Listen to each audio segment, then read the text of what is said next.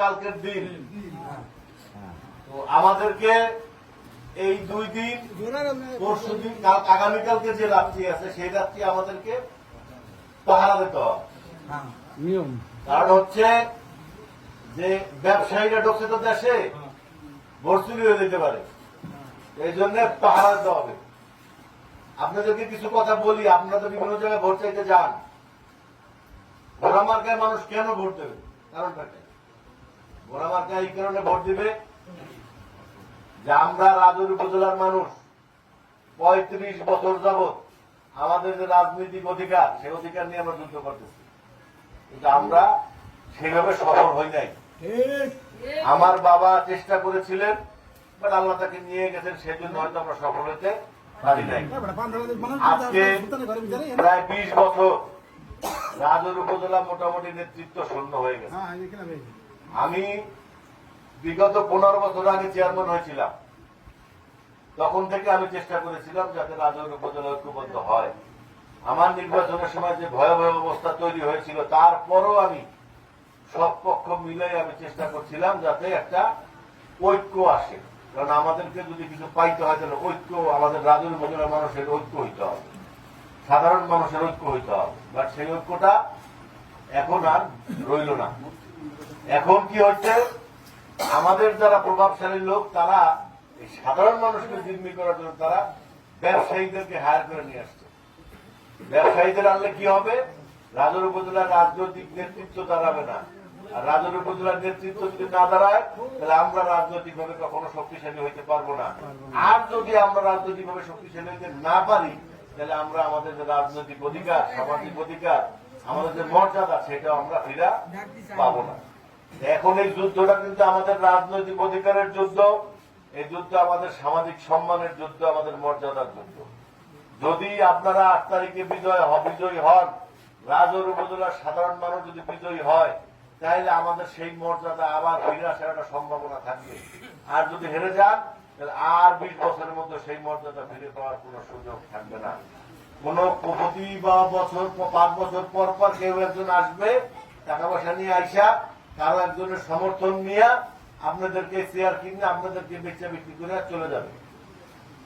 কারণ একটা মানুষ যদি 5 কোটি টাকা খরচ করে, সে ওই চেয়ারে বসে কি করবে? তো তাকে তার টাকাটা উঠাবো, তো টাকা না, আপনার কাছ থেকে তো সে কিনে নিছে চেয়ার, তারপরে কি আপনি তারপর দাবি রাখতে পারবেন? 5 বছর কিন্তু আপনার আর কোনো দায় থাকবে না। এই যে পানির বোতলটা আমি কিনে নিয়ে আসছি 15 টাকা দিয়ে, এটা কি দোকানদারের কোনো রাইট আছে এটার প্রতি? আমি তো টাকা দিয়ে আসছি, এখন আমি খাই, একজনের দেই, ফেলাই দিই, এরকম ব্যাপার। সে কিন্তু এটা নিয়ে কোনো কথা বলতে পারবে না। এই ব্যবসায়ীরা আসছে চেয়ার কিনতে, তারা যদি কিনা চলে যায়, একবার 8 তারিখ পার হয়ে যায়, তাহলে কিন্তু আর পাবলিক তাদের কাছে জবাবদিহি করতে পারবে না। কারণ হচ্ছে তারা কিনে নিয়ে গেছে। ঠিক। অতএব আমাদের মর্যাদার যে জায়গা, আমাদের রাজনৈতিক ভাবে সংগঠিত হওয়ার যে জায়গা, এই সাধারণ মানুষ যাদেরকে সবাই বিক্রি করে, যাদের মাথার লবণ দিয়ে খায়, তাদের যে জায়গাটা, সেই জায়গাটা আবার আপনাদেরকে প্রমাণ করতে হবে আগামী 8 তারিখ। সেই জন্য কি আপনারা প্রস্তুত? সেই জন্য প্রস্তুত হইলে প্রত্যেক ঘরে ঘরে যে বোঝাইতে হবে যে এইটা শুধুমাত্র আলামিন মোল্লার নির্বাচন নাই, আমাদের নির্বাচন। আমি তো নির্বাচন না করলেও পারতাম, উপজেলা চেয়ারম্যান তো আমি একবার হয়েছি, ওই চেয়ারে তো আমি বসছি, সবাই আগে বসছি, আমি কেন করছি? আমি না করলে কিন্তু আপনাদের সামনে কোনো সুযোগ থাকতো না, আপনি কারে ভোট দেবেন, হয় এইটা না এইটা, আমাদের কাছে কিন্তু আর কোনো সুযোগ থাকতো না। ব্যবসায়ী, বড় ব্যবসায়ী, এইটা না ওইটা, এছাড়া কিন্তু কোনো সুযোগ থাকতো না। এই যে আপনাদেরকে এত তেল দিতেছে না, এখন আমি না দাঁড়াইলে তো তেলও দিত না। পাবলিকের দাম বাড়ছে, কিন্তু আমি দাঁড়ানোর কারণে। অর্থাৎ এই দাম যদি 5 বছর বজায় রাখতে হয়, তাহলে আপনাকে ঘোড়া মার্কেটে দিতে হবে। আর যদি 8 তারিখ পর্যন্ত দাম ঠিক রাখতে চান, তাহলে অন্য বিষয়। যে কারণে সবাইকে বোঝাইতে হবে যে এই নির্বাচনটা হচ্ছে আমাদের মর্যাদা বৃদ্ধির নির্বাচন। যদি আমরা রাজনৈতিক ভাবে ঐক্যবদ্ধ হয়ে যদি আমাদের রাজনৈতিক ভাবে যদি আমরা মাদারীপুর থেকে আমাদের অবস্থান ফিরে আনতে পারি, উন্নয়ন হবেই। ওইটা এখন বড় সমস্যা না। এখন বড় সমস্যা আমাদের রাজনৈতিক অধিকার, আমাদের রাজনৈতিক ঐক্য, আমাদের রাজনৈতিক সম্মানে। সেই সম্মান সেটা ওই উচ্চতলার লোকজনের জন্য না, কারণ এটা সব টাউটার ক্লাসের লোক। এই লুঙ্গি পরার লোক হলো ভদ্র লোক, তারা বিক্রি হয় না। সম্মানটা আপনাদের, আপনাদের যুদ্ধ করতে হবে। আমি হলো এই যুদ্ধে আপনাদের সামনে দাঁড়ায় আছি। আমি যদি 8 তারিখে জিতি তাইলেও আমার কোনো পরিবর্তন হবে না, আর আমি যদি হারি তাইলেও আমার কোনো পরিবর্তন হবে না। আমি আলামিন মোল্লা, আমি এইভাবেই থাকবো। আমারে কে কিছু করার কায়দা কারণ নাই। আলহামদুলিল্লাহ, আল্লাহ এইটুকু জায়গায় আমাকে রাখছে।